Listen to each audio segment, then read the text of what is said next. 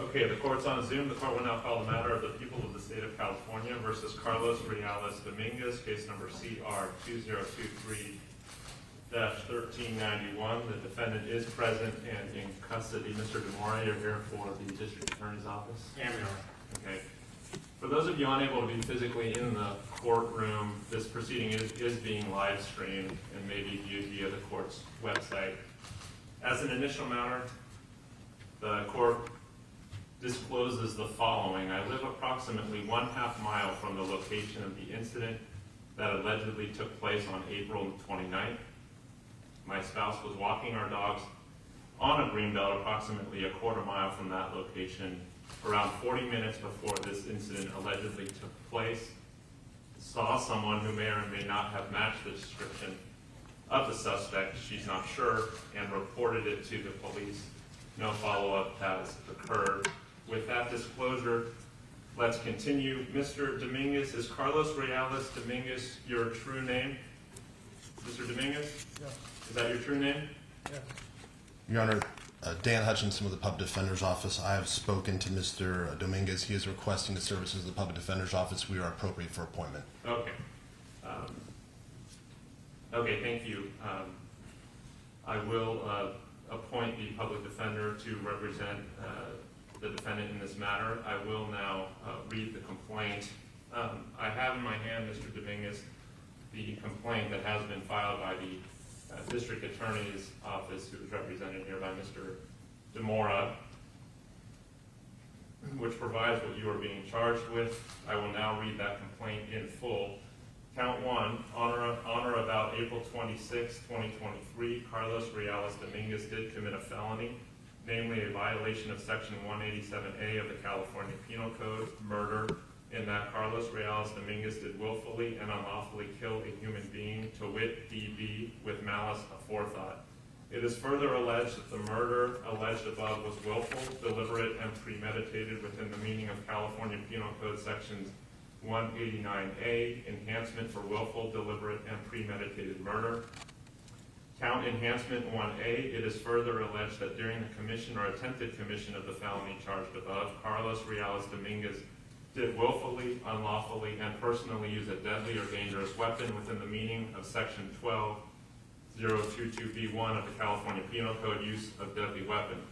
Count 2, on or about April 29, 2023, Carlos Dominguez did commit a felony, namely a violation of Section 187A of the California Penal Code, murder, in that Carlos Dominguez did willfully and unlawfully kill a human being, to wit, KA, with malice aforethought.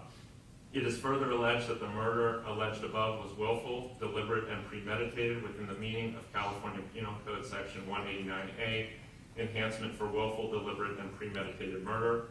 Count enhancement 2A, it is further alleged that during the commission or attempted commission of the felony charged above, Carlos Dominguez did willfully, unlawfully, and personally use a deadly or dangerous weapon within the meaning of Section 12022B1 of the California Penal Code, use of deadly weapon.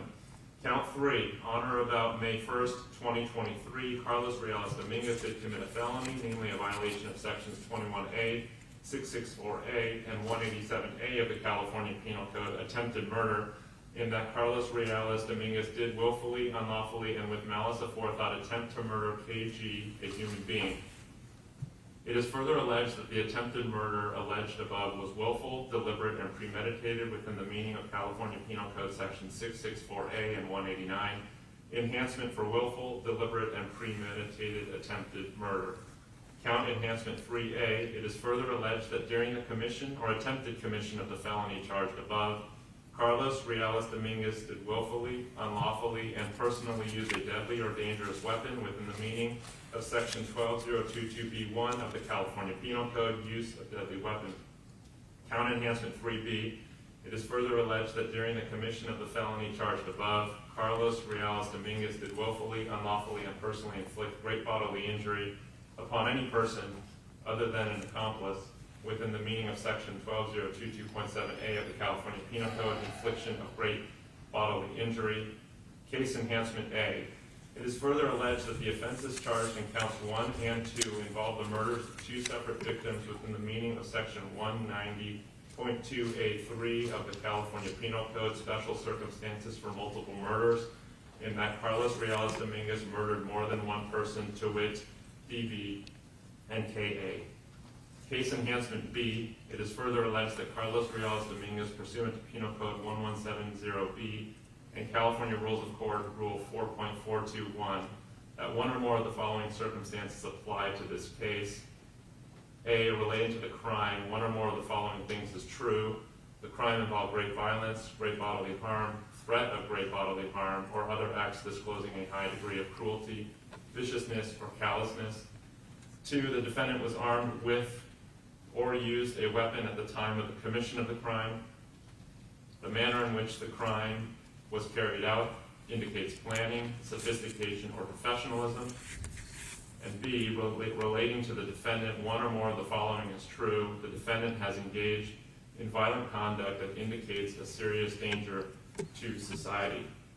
That is the complaint. Mr. Dominguez, at this arraignment, as you are aware, you have the right to be represented by an attorney, and if you cannot afford one, the court can appoint the public defender to represent you, which I have done. Mr. Hutchison, as you know, besides a full reading of the complaint at the arraignment, the defendant is entitled to be formally advised of his constitutional rights, but that advisement may be and is often generally waived. Are you waiving that formal advisement? Yes.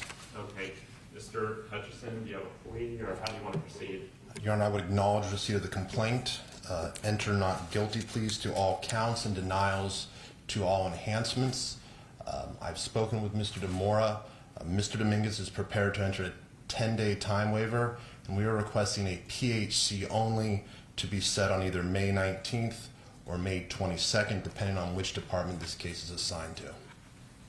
Mr. DeMora? I'm in agreement with that, Your Honor. Any preferences to which specific day? No, Your Honor. Okay.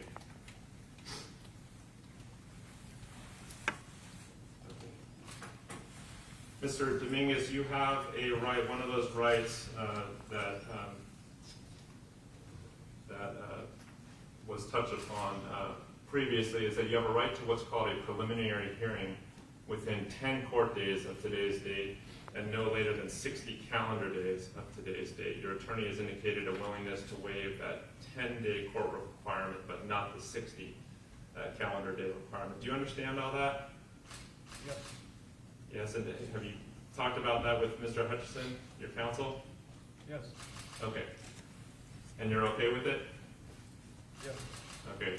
The court will find that with full knowledge and understanding of its rights, defendant is freely and voluntarily waiving the 10-day court requirement. Madam Clerk, can we get the 60th day for the record? July 5th, 2023. That is the 60th day. I will assign this case for all purposes to Department 10, Judge McAdam, and I will set it on May 22nd at 9 a.m. for a pre-hearing conference only.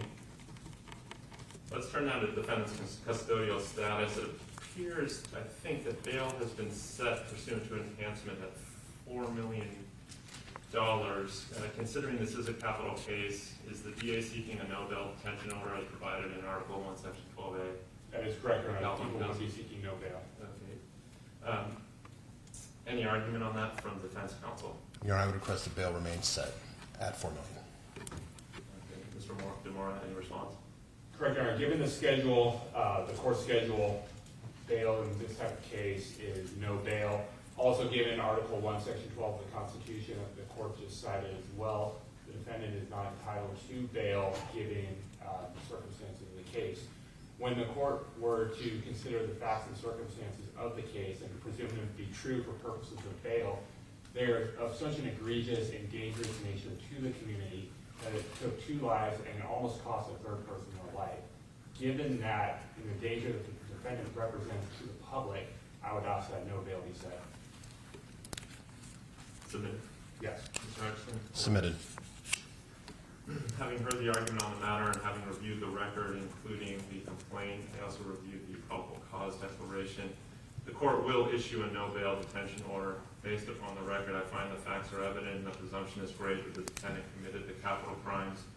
Furthermore, based on an individualized consideration of all relevant factors, including most notably the risk to the public, the nature of the crimes, the use of a deadly weapon, and the seriousness of the offenses charged, the court does find by clear and convincing evidence that non-financial conditions of release or any amount of bail will not reasonably protect the public or assure the defendant's presence in court.